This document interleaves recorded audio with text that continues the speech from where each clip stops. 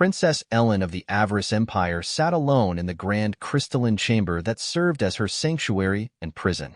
The refracted light of twin suns painted a kaleidoscope of colors across the walls, a reminder of the beauty she was born into and the curse that had followed her since birth. She was an Avarian, a species known for their near immortality, unmatched intellect, and unparalleled aesthetic perfection. Her people were the rulers of the Triones sector, an intergalactic powerhouse spanning hundreds of star systems. Yet, despite their genetic superiority, Ellen carried a defect so profound it threatened her very existence. She was infertile. Among the Avarice, the ability to bear offspring was not merely a biological function but a divine mandate. Every child born to the royal family strengthened the Empire's claim to the stars. Ellen's condition had rendered her an outcast, her title of princess reduced to ceremonial meaning. "It is for your own good," her mother, Empress Zyra, had told her when she was confined to the remote palace on Elysian Prime. "Your presence in the capital only invites whispers." Whispers had turned into roars when the Emperor's council decreed that her younger sister, Leora, would ascend to the throne. The only path to redemption, her family insisted, was for Ellen to find a way to fulfill her biological duty. Ellen had exhausted every avenue: genetic therapies, bio-augmentation, even the whispered and forbidden rituals of the Vextrii. Nothing worked. She had begun to accept her fate, to resign herself to an existence as the forgotten princess. Until the human arrived. Dr. Daniel Hayes stepped off the shuttle and into the gilded corridors of Elysian Prime's palace with a mixture of awe and unease. His reputation as Earth's foremost fertility specialist had earned him a summons he couldn't ignore, a personal request from Empress Zyra herself. "I don't usually do house calls," Daniel muttered as he adjusted the strap of his medical case, which was already glowing faintly from the ambient radiation of the Avarian environment. A pair of tall, silver-skinned guards escorted him to a receiving chamber where Ellen awaited. He had read about the Avarian's beauty, but the sight of Ellen in person was almost unsettling. Her iridescent skin shimmered like mother-of-pearl, her violet eyes glowed softly, and her silver hair cascaded in waves down her back. She looked like a living statue, too perfect to be real. "You are the human," she said, her voice a melody tinged with skepticism. "And you're my patient," Daniel replied, his voice steady despite the knot in his stomach. "Let's see if I can help." He set to work, running diagnostics and studying Ellen's genetic profile. The Avarian genome was far more complex than anything on Earth, an intricate tapestry of sequences that had been perfected over millennia. But the flaw in Ellen's DNA was glaring, an anomaly that made her reproductive system incompatible with her species' own biology. Daniel frowned. "This isn't what I expected." "Do you see now why your presence here is pointless?" Ellen said, her tone sharp with self-loathing. "Not pointless," Daniel replied, a glimmer of excitement in his eyes. "Just challenging. And I love a challenge." Over the next several weeks, Daniel threw himself into his work, devising a radical treatment plan. He proposed integrating human DNA with Ellen's genome to create a hybrid compatibility, a technique that had never been attempted across species. "This is insane," Ellen said as she watched Daniel work late into the night in his makeshift lab. "It's experimental," he admitted, "but it's also your best shot. The key isn't fixing your biology to match Avarian standards. It's finding a workaround, something your people never considered because they're too proud to look beyond themselves." Ellen's gaze softened. She had spent her entire life being reminded of her flaws, her failures. Daniel was the first person who looked at her and saw potential. "Why do you care so much?" she asked one evening as they stood beneath Elysian Prime's twin moons. "Because I know what it's like to be written off," Daniel said quietly. "Back on Earth, I wasn't the top of my class or the obvious choice for anything. I've always been the outsider who had to prove himself." He smiled at her. "I guess I see a bit of myself in you." Ellen felt a warmth she hadn't known in years, a spark of hope. The procedure was a success, but the consequences were immediate and far-reaching. When Ellen's pregnancy was confirmed, the news sent shockwaves through the Empire. Her condition was no longer a shameful secret. It was now a public spectacle. Whispers of her treatment spread like wildfire, with many condemning her for consorting with a human and defiling the purity of the royal bloodline. Others hailed it as a miracle, a symbol of the Empire's willingness to evolve. Daniel became a target of both admiration and suspicion. He was summoned to the imperial court, where Empress Zyra herself demanded answers. "Do you understand what you've done?" the Empress asked, her voice icy. "I've given your daughter a chance," Daniel replied, unflinching. But not everyone shared his optimism. Powerful factions within the Empire began plotting against Ellen, seeing her unborn child as a threat to the established order. Even within the palace, there were whispers of betrayal. Ellen and Daniel found themselves drawn closer together, united by their shared defiance of tradition. As the pregnancy progressed, so did their bond, a connection that transcended biology and politics. But danger loomed on the horizon. The child Ellen carried was more than a symbol of hope. It was a catalyst for change, and not everyone in the Empire was ready to embrace it.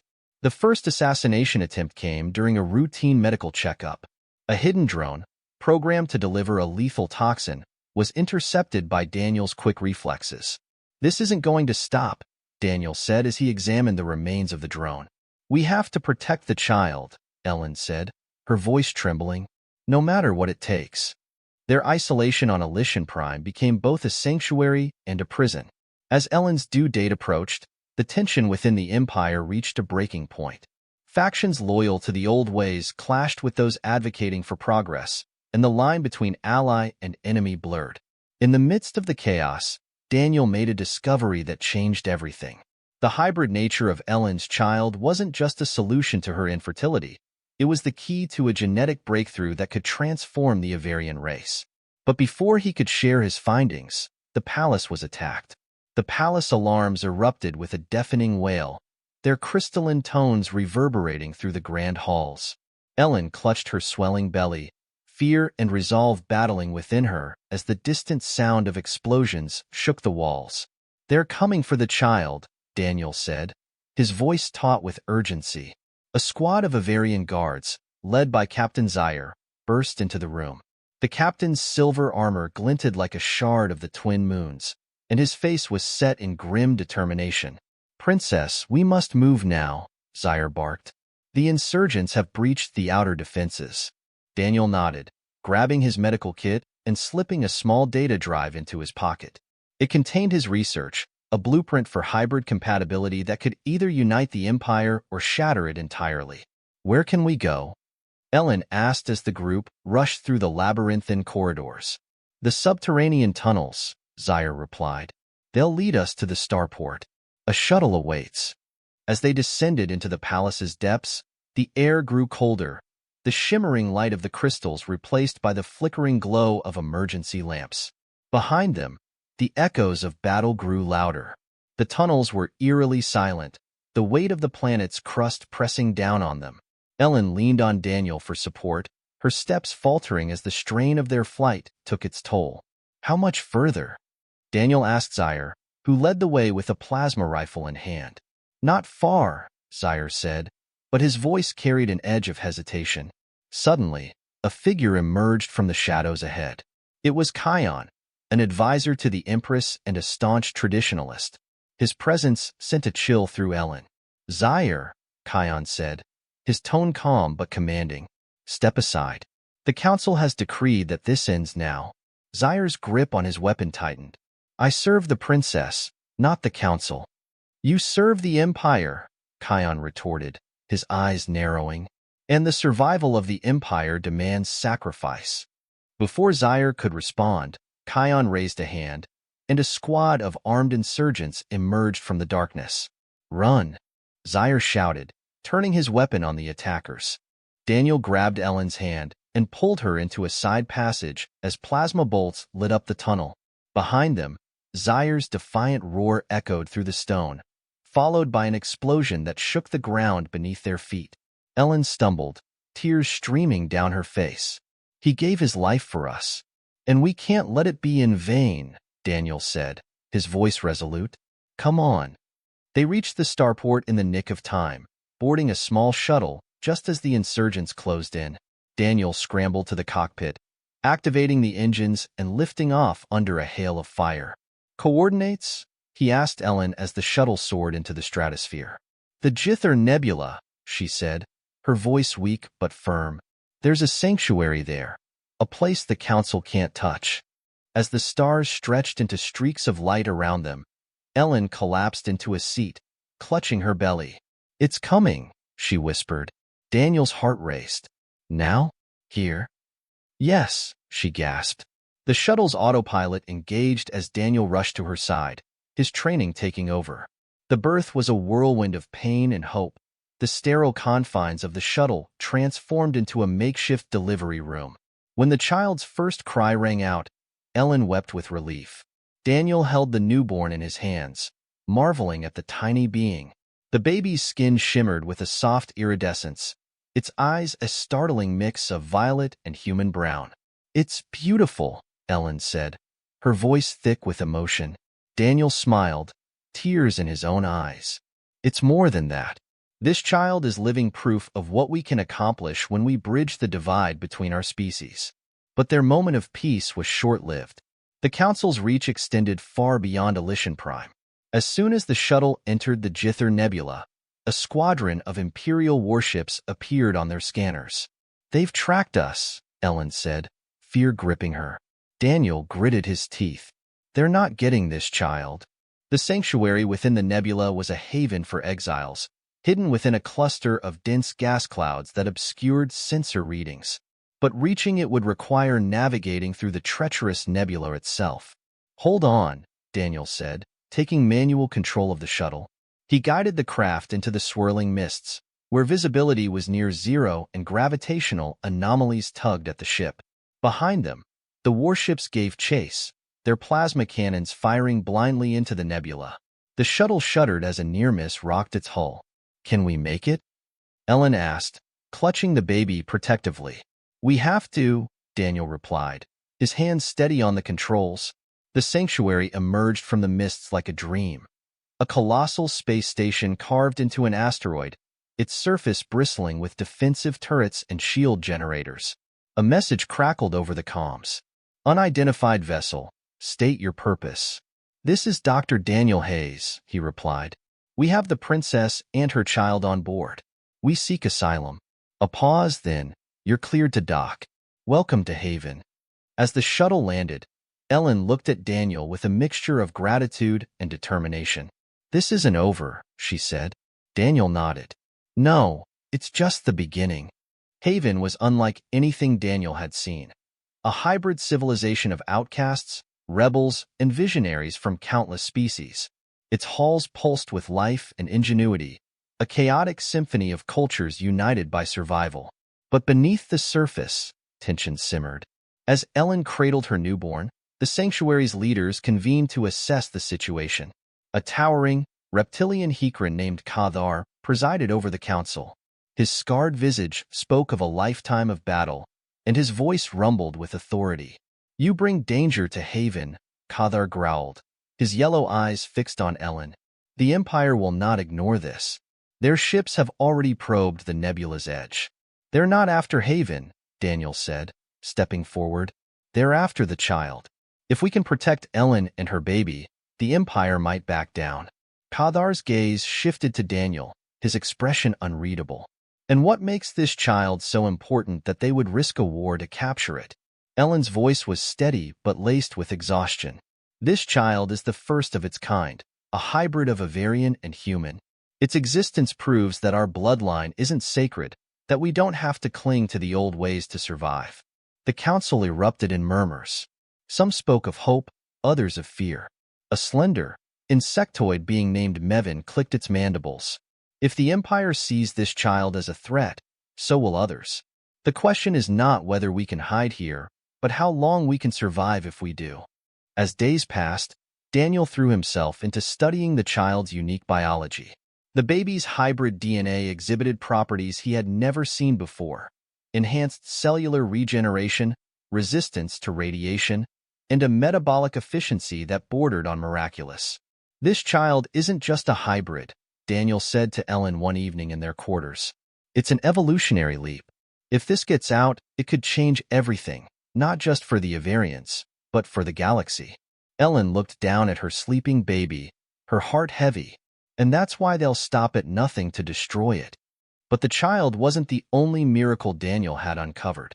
The hybrid DNA had also begun to heal Ellen's own body, correcting the genetic flaw that had rendered her infertile. It was as if her child's existence was rewriting the very laws of biology. The Empire's fleet arrived sooner than anyone expected. A massive dreadnought, flanked by dozens of smaller warships, loomed at the edge of the nebula, its weapons bristling with destructive power. Cathar summoned the council in haste. The Empire demands we surrender the princess and her child. If we refuse, they'll destroy Haven. Daniel felt the weight of 1,000 eyes on him. We can't give them up, he said. If they get their hands on the child, they'll exploit its genetics, or worse. And if we don't? Mevin asked, its voice a dry rasp.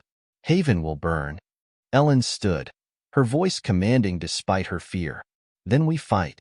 Haven was built to defy tyrants.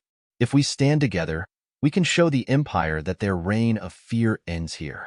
Cathar bared his teeth in a feral grin. You speak with courage, princess. Let us see if it can match their firepower. The battle began with a furious intensity. Haven's defenses, though formidable, struggled against the Empire's overwhelming firepower. Fighters darted between the warships, exchanging barrages of plasma fire. In the chaos, Daniel and Ellen worked with Haven's engineers to modify the sanctuary's shields. The child's unique genetic profile inspired an idea, using its DNA as a template to amplify the station's regenerative energy field. It's risky, Daniel admitted, sweat beading on his forehead as he calibrated the biosynthesizer. But it might just give us the edge we need. Ellen nodded. Do it. I'll protect the child. As the modified shields powered up, a golden energy enveloped Haven, absorbing the Empire's attacks and redirecting the energy back at the fleet. The tides of battle began to shift, but the Empire wasn't finished yet. Amid the chaos, Kion emerged from the shadows, his presence in Haven a chilling revelation. He had infiltrated the sanctuary under the guise of seeking asylum, but had secretly been relaying information to the Empire. You've doomed us all, Ellen hissed as she confronted him in the council chamber. Kion smirked, his expression devoid of remorse. I serve the Empire. And you? You're an abomination that threatens everything we stand for. Before he could strike, Cathar intervened, his massive frame towering over the traitor. You've underestimated us, Imperial dog. With a single swipe of his clawed hand, Cathar ended Kion's treachery. As the battle raged on, Ellen's child began to glow with an otherworldly light. The baby's cries resonated through the station, a hauntingly beautiful sound that seemed to pierce the fabric of reality itself. Daniel's instruments went haywire as the energy emanating from the child began to harmonize with Haven's systems. The shields flared brighter, the station's power surged, and the Empire's ships faltered as their systems short-circuited. What's happening? Ellen asked, holding her glowing child close. The child, Daniel said in awe. It's communicating, not just with us, with everything around it. The energy field, the ships, the nebula itself, it's all connected. The Empire's fleet began to retreat, their systems crippled by the child's inexplicable power. Haven stood victorious, but the cost of their survival was clear. Word of the battle spread across the galaxy, igniting a firestorm of curiosity, fear, and hope. The child became a symbol of defiance, a beacon for those who sought freedom from the Empire's tyranny. But Ellen knew their fight was far from over. The Empire would return, and others would rise to claim the child's power for their own. What now? Daniel asked as they gazed out at the stars. We prepare, Ellen said, her voice firm, for the battles to come, for a galaxy that isn't ready for what this child represents. And in the quiet depths of Haven, the child cooed softly, its light a promise of a future that had yet to be written. The aftermath of the battle left Haven both celebrated and vulnerable. Refugees from across the galaxy began to pour in, each carrying tales of rebellion inspired by Ellen's defiance and the miraculous child. The sanctuary was no longer a hidden refuge. It was becoming the heart of a movement. But with fame came danger. Spies infiltrated Haven under the guise of fleeing oppression, and whispers of betrayal were constant. The Empire's retreat was temporary. They were regrouping, amassing a force that could crush Haven and the hope it represented. Ellen stood in the council chamber, her child cradled in her arms. The room was filled with Haven's leaders, each representing a faction with its own agenda. "We cannot hold Haven indefinitely," Mevin said, its insectoid antennae twitching. "The Empire's resources are vast, and their patience is endless." "We don't need to hold," Cathar growled, his clawed hand slamming against the table. "We need to strike first. Take the fight to them before they bring it to us." Ellen's voice rose above the clamor. "This isn't just about survival. This is about change. The Empire fears my child because it represents a future they can't control. We must give the galaxy that future, whether Haven survives or not." As Haven prepared for war, Daniel delved deeper into the child's unique abilities. The energy the baby had unleashed during the battle was unlike anything he had ever encountered, a force that seemed to defy conventional physics. "I think the child's DNA is acting as a conduit," Daniel explained to Ellen in the Sanctuary's lab. "It's connecting to the energy fields around it, almost like a living neural network." Ellen looked down at her child, whose glowing eyes seemed to peer into infinity. "What does that mean for her?" "It means she's not just a symbol," Daniel said. "She's a key. If we can understand how her abilities work, we might be able to replicate them, to give others the power to resist the Empire." Ellen's heart clenched. "You mean, weaponize her?" "No," Daniel said quickly. "Not her, but her potential. This isn't just about biology anymore. It's about evolution. She's the bridge between what we are and what we could become." The call for rebellion spread faster than anyone anticipated. Across the Triones sector, fractured factions began to unite under Haven's banner. Former Imperial officers, alien warlords, and disillusioned citizens pledged their allegiance to Ellen, seeing her child as a symbol of hope. But not all were allies. A shadowy figure emerged in the Empire's ranks. High Inquisitor Vareth, a cold, calculating Avarian who had risen to power by rooting out dissent with ruthless efficiency. Vareth addressed the Imperial Council with an air of quiet menace. "This hybrid child threatens the very fabric of our empire. It is not merely a rebellion. It is a heresy against our divine mandate. I will see to its destruction personally." The Council, cowed by Vareth's reputation, granted him full authority to crush Haven. As Vareth's fleet advanced, Haven launched its own desperate mission. A team of infiltrators led by Cathar and Daniel would strike at an Imperial outpost, seeking critical data on Vareth's movements and plans. The mission was fraught with peril. Ellen, against her advisor's pleas, insisted on joining. "If this is to succeed," she said, "the galaxy must see that I'm willing to fight for the future I've asked them to believe in." The infiltration began smoothly. Disguised as merchants, the team slipped into the outpost and accessed its central archives. But as they extracted the data, alarms blared. "They've spotted us," Cathar roared, drawing his plasma blades. "We need to move."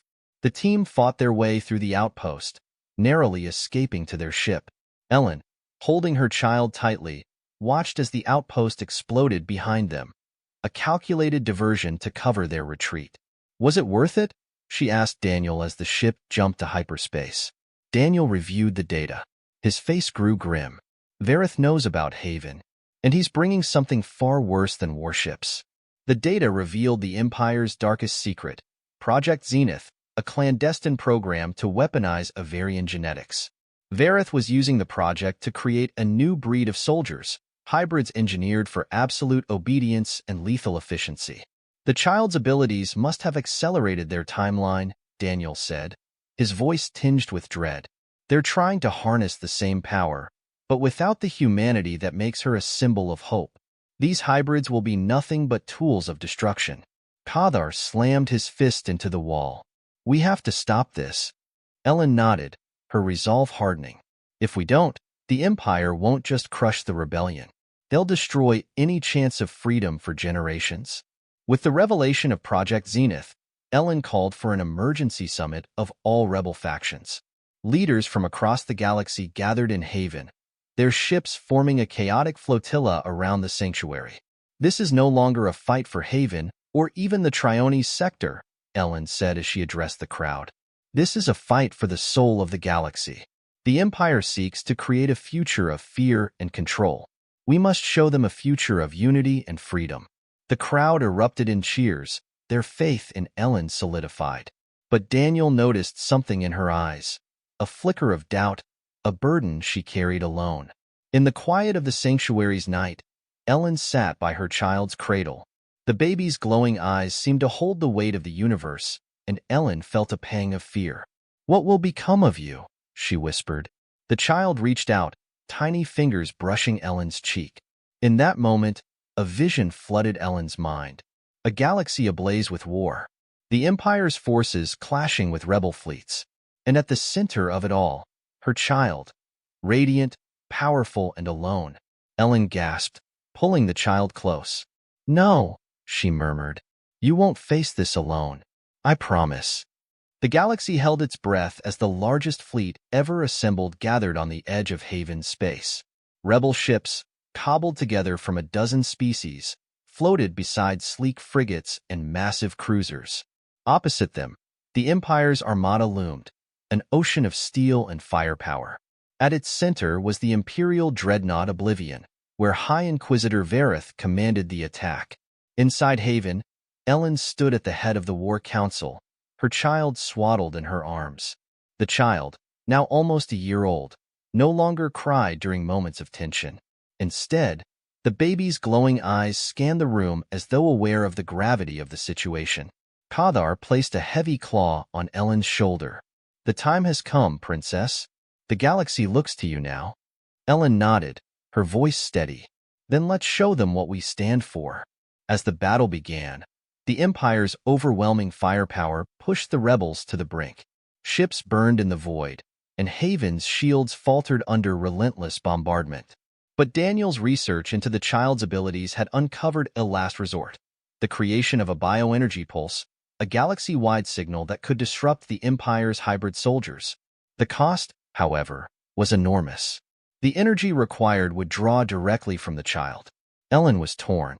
The pulse could save countless lives, but it could also harm her child, or worse. What if it's too much for her? Ellen asked Daniel, her voice trembling. Daniel placed a hand on her shoulder.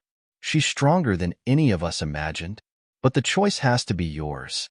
With tears in her eyes, Ellen held her child close. "If this is the only way to save the future, then we have no choice. I won't let her sacrifice be in vain." In the heart of Haven, Daniel and Ellen activated the pulse generator. The child, seated in a glowing cradle, radiated a golden aura that spread through the sanctuary like wildfire. As the Empire's ships prepared for a final assault, the pulse erupted, a wave of shimmering light that swept across the battlefield and beyond. The Empire's hybrid soldiers froze mid-battle, their minds overwhelmed by the signal. But the child's power did more than disrupt. It awakened something deep within the galaxy itself. Across distant planets, oppressed citizens felt a surge of hope, their hearts united in defiance. The rebels rallied, driving the Empire's forces back in a surge of newfound strength. On the Oblivion, Vareth watched in disbelief as his fleet crumbled. He ordered his ship to target Haven, intent on destroying the sanctuary in a final act of vengeance. But Kadar and a strike team infiltrated the dreadnought, cutting through its defenses in a desperate attempt to reach Vareth. In a climactic showdown, Kadar faced the High Inquisitor in a brutal duel, his strength pitted against Vareth's ruthless cunning. As Vareth prepared to strike a killing blow, Ellen arrived, her child glowing in her arms. The light emanating from the baby grew blinding, forcing Vareth to his knees. "You've already lost," Ellen said. "The galaxy will never bow to you again." With a final surge of light, the child sent a wave of energy through the dreadnought, disabling its systems. Kadar seized the moment, delivering a decisive blow that ended Vareth's reign of terror. The battle ended in victory. The Empire's forces retreated, their power broken, and the galaxy erupted in celebration.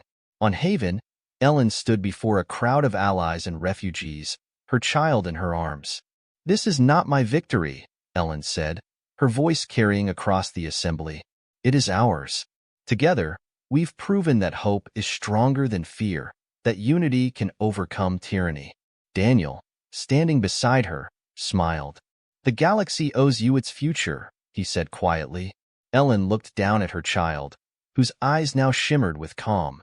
The future belongs to all of us, but it's her generation that will shape it. Years passed, and the galaxy began to heal.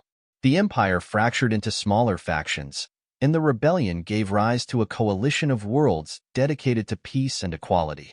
Ellen's child, named Nova, grew into a symbol of unity. Her abilities continued to evolve, not as a weapon but as a bridge between species.